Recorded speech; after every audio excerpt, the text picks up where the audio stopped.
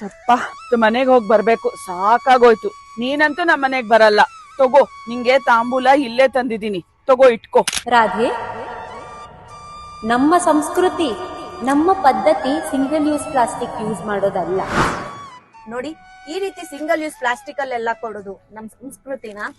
ಈ ತರ ಒಂದು ಸ್ಟೀಲ್ ತಟ್ಟೆ ಇಲ್ಲ ಅಂತಂದ್ರೆ ಒಂದು ಸ್ಟೀಲ್ ಬುಟ್ಟಿಯಲ್ಲಿ ನಮ್ಮೆಲ್ಲಾ ತಾಂಬೂಲದ ಐಟಮ್ಸ್ ನ ಆರಾಮಾಗಿ ಇಟ್ಕೋಬಹುದು ಅಲ್ವಾ? ಈ ಪಾಕೆಟ್ ಒಂದ್ಸರಿ ನೋಡಿ, ಇದ್ರಲ್ಲಿರೋ ಕುಂಕುಮನ್ ಯಾವತ್ತಾದ್ರೂ ಬಳಸ್ತೀವ ನಾವು?